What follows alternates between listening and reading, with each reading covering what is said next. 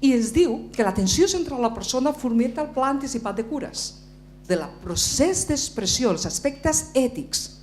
I això va ser una reflexió de fa 3 anys que ens deia el que ens hem format en qualitat, el següent repte és formar-nos en aspectes ètics.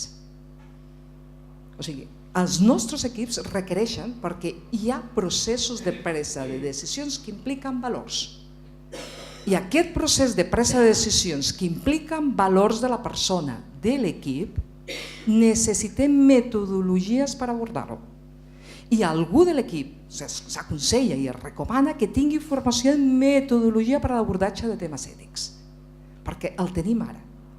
La participació activa, els dilemes o els conflictes que podem tenir en un procés de presa de decisions amb el propi equip, amb la pròpia família, amb la persona o l'entorn, cada vegada són més emergents.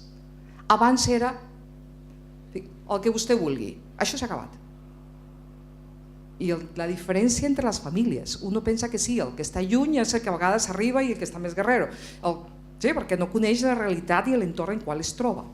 Per tant, un dels reptes és aprendre a treballar en conflictes, dilemes o temes emergents de no acord i que el deliberar ètic sigui un tema important. Per tant, igual que ens estem formant en metodologies per millorar la qualitat, ens hem de formar en metodologies per abordar les implicacions ètiques en l'atenció a la dependència. I el mateix repte. I diu, Donald Warwick ens comenta que todo sistema está perfectamente diseñado para obtener los resultados que obtiene. I es pregunta, com estem nosaltres, com el tenim dissenyat? I diu que els resultats s'obtenen en funció del sistema que tenim. Per tant, la millora requiere metes, la millora requereix canvi, requereix coneixement i un sistema per ser assolit. I aquesta és la segona part que us volia comentar. D'acord? Una primera més d'introducció, aquesta el tema de la millora. Ara, en sistemes de millora la qualitat, com es millora? Vosaltres sabeu això. Hi ha el punt de vista intern, que són totes les iniciatives que vosaltres esteu portant a terme a nivell individual. Però l'extern és tot allò que des de fora ens pot ajudar o podem harmonitzar o podem fer la construcció de forma conjunta. Des del meu punt de vista, l'experiència, si vosaltres em pregunteu, Pilar, en funció de la teva experiència, on veus que és més important? La qualitat interna. Els canvis es produeixen des de dintre. Des de fora es pot ajudar. Des de fora es pot contribuir. Però els canvis reals es fan dintre l'organització. Des de fora es poden fer moltes iniciatives, molta acreditació, moltes coses, però si a nivell de dintre no hi ha el canvi real, de res serveixen totes les iniciatives que des de fora es puguin promoure. Per tant, la gestió del canvi i de la millora a nivell intern és el gran repte. Si haguéssim de posar un percentatge, aquest seria el 75 i aquest seria el 15. O el 85 i el 15. O sigui, els canvis fonamentals estan a dintre de casa nostra. Com ho fem? I des de fora ens poden ajudar, es poden dinamitzar, es poden facilitar. Però els canvis estan a casa nostra. I quan treballem a casa nostra, com fem l'aplicació de la millora contínua, com utilitzem la informació, com redissenyem els nostres processos i mirem com viatja, què fem, quants passos hem de donar per fer el mateix. I després mirem, escolta, el repte d'avui és fer les coses fàcils. És fer les coses complexes. Dibuixem el que fem. Dibuixem el que fem, però qui el valora, qui el mira, com torna a seguir, com viatja la informació a casa nostra. I mirem a la dependència i descobrim que hi ha coses que estan duplicades, triplicades, quadriplicades. I això quasi us puc dir per allò en el sentit que vas mirant quan la revisió dels expedients d'atenció, etc., hi ha moltíssima informació duplicada. I tornem a repetir, i tornem a fer, i tornem a... O sigui, només repetim allò que sigui necessari i que hi ha un criteri per poder-ho tornar a repetir. Per tant, la primera invitació quan s'aborda temes de qualitat és de deixar de fer, per poder fer coses claus que no podem fer perquè no hi ha la possibilitat, perquè estem repetint coses. Per tant, aquesta invitació a fer aquest diagrama dels processos I no fer-ho complexa, no és aquello de anem a fer els processos supercomplexes, no, fem les coses fàcils. Fem el mapa fàcil, fem mapes de disseny, allò pintem amb les nostres eines, amb el que tenim. I l'abordatge dels riscos, tal com havíem comentat prèviament, tot el tema abordatge de la seguretat, o si tenim, per exemple, el protocol de caigudes, no és el mateix una persona amb risc molt alt de caigudes que una persona que tingui un risc mitjà o baix i que les intervencions del risc alt són per al risc alt. I si una persona té un risc de lesió per pressions alta, les mesures estan encaminades a aquest risc i en funció de la situació de la persona. Per tant, com estan els nostres protocols? Tenim les mesures genèriques en general o estan totes ajustades per risc per poder orientar les intervencions, per poder focalitzar i en funció de la complexitat dels nostres usuaris? I aquest esquema molts de vosaltres el coneixeu. Aquest és el sistema que una mica hem intentat plasmar com des de fora es pot ajudar. I com des de fora es pot ajudar, per exemple, el sistema quan l'autorització administrativa, quan inspecció diu pot obrir vostè les portes. Quan diu inspecció pot vostè obrir les portes o pot continuar funcionant amb aquest permís d'obertura que inspecció ens diu, d'acord? És un sistema de garantia de qualitat per intentar donar a tots els ciutadans que el que estem fent, i aquí és la pregunta, molts de les nostres organitzacions, algunes són centenàries i algunes mil·lenàries, que me'n recordo que vaig visitar una, són centenàries i més, i la pregunta és, si haguéssim d'obrir avui, compliríem tots els requisits d'una de nova? I aquest és un bon sistema per detectar oportunitats de millora. Si haguéssim de començar avui al meu hospital, demanaria i compliria tot el nou? I ara passaríem al tema de l'acreditació a les comunitats autònomes. L'acreditació, vosaltres sabeu que ens acompanya. La llei de serveis socials, la llei de serveis socials diu que totes les entitats, tots els serveis de la cartera de prestació de serveis han d'estar acreditats per poder concertar, per poder treballar en la part de l'administració. I la llei d'autonomia personal i d'atenció a les persones en situació de dependència. Aquí un punt d'inflexió molt important.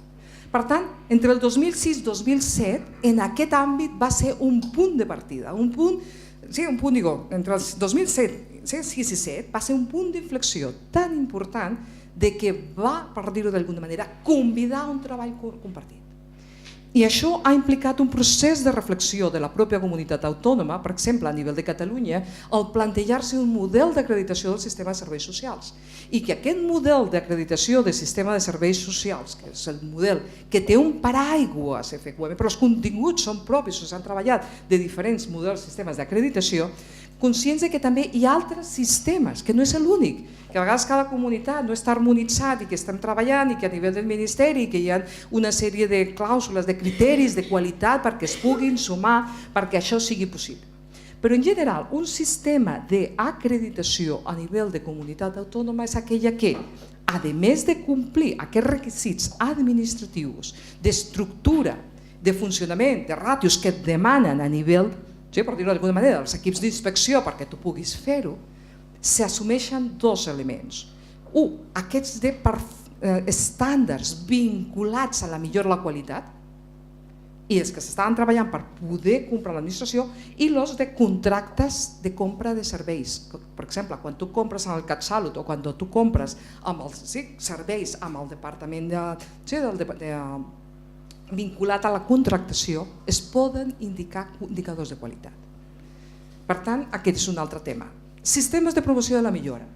En sistemes de promoció de la millora és tot el que des de fora es pot fer per treballar. I un dels motors va fer el sociosanitari. El sociosanitari va ser la primera avaluació que en l'any 93 es van dissenyar els seus indicadors i ja pràcticament ja estem en 18 anys després. I aquest és el 93 dels sociosanitaris, l'avaluació basal que estava al voltant d'un 40%, i els mateixos indicadors, 3 anys després van passar al 83%.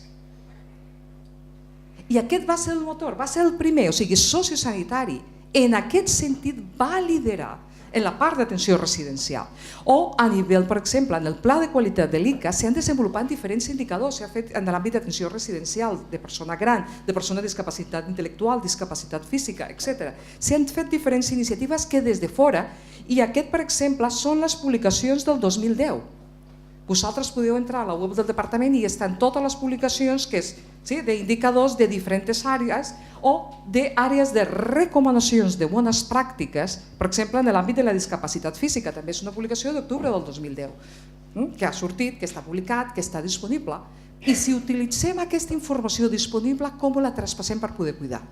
I tots aquests són temes vinculats, molts d'aquests en àmbits de dependència, centres de dia per gent gran, persones amb discapacitat física, discapacitat intel·lectual. I tot el tema de qualitat de vida. Aquest treball va ser fruit de quan es va decidir el model d'intervenció, que la qualitat de vida era un tema central, va dir, però què entenem per qualitat de vida? Com ens aproximem al tema de qualitat de vida? I per tant, el que s'està treballant i el que està disponible, i podeu entrar a nivell de departament, el podeu baixar, estan disponibles les presentacions, era fruit d'aquesta reflexió i que es continua treballant, que no s'ha terminat, que no s'ha arribat, però la idea és aquesta. O el tema, l'evolució que es va donar als indicadors de sociosanitari d'entre 2006, 2007, 2008, que s'ha fet aquesta avaluació, en el qual els primers indicadors eren més d'estructura i procés i es va donar un pas per als indicadors específics d'indicadors de resultats. I cada vegada tots diem, necessitem indicadors de resultats. Digo, d'acord, però vosaltres no sabeu el difícil que és plantejar indicadors de resultats. O sigui, tothom d'acord, però per fer indicadors de resultats, com fruit d'aquesta experiència, per fer indicadors de resultats necessitem sistemes d'informació que aguantin la mesura d'indicadors de resultats. Si no tenim bons sistemes d'informació que aguantin les mesures d'indicadors de resultats, obtenim que no tenim aquests resultats, però no sabem que si no els complim perquè no els tenim, o no els complim perquè el sistema d'informació no els recull. Per tant, si ens volem comparar per resultats, una de les coses que vam aprendre aquesta avaluació és que un sistema d'indicadors de resultats requereix obligatòriament un sistema d'informació potent que l'aguanti. Òbviament, tots diem, necessitem indicadors de resultats, i cada vegada que fèiem uns indicadors nous, diem, grup de treball, 15 indicadors de resultats. No és tan fàcil. Dir-vos això, que tothom diem que és molt important, però que a la pràctica, per comparar-nos entre nosaltres, donada la complexitat diferent de tipologia, que a la pràctica no és tan fàcil. Que és fàcil dir-ho, però real, a la pràctica, no és tan fàcil i a vegades hem de començar assegurant bons sistemes d'informació claus, rellevants, i que aquests resultats, l'ideal és poder-ho pactar abans, com ho vam fer amb un exercici, per exemple, amb drogues. En un centre d'atenció i seguiment de les drogues es va pactar els indicadors de resultats abans de dissenyar els propis indicadors. I després ja es construeix, ja es dissenya l'indicador. Per tant, és una invitació per dir, està molt bé els indicadors de resultats, però què hem après? Que de vegades en la pràctica no és tan fàcil i a vegades arribar a acords de l'establiment d'indicadors de resultats pot ser que requereix un exercici diferent. O altres medides, per exemple, fruit dels indicadors de sociosanitaris, es va dir la importància de l'abordatge de la complexitat, per exemple, en el PADES.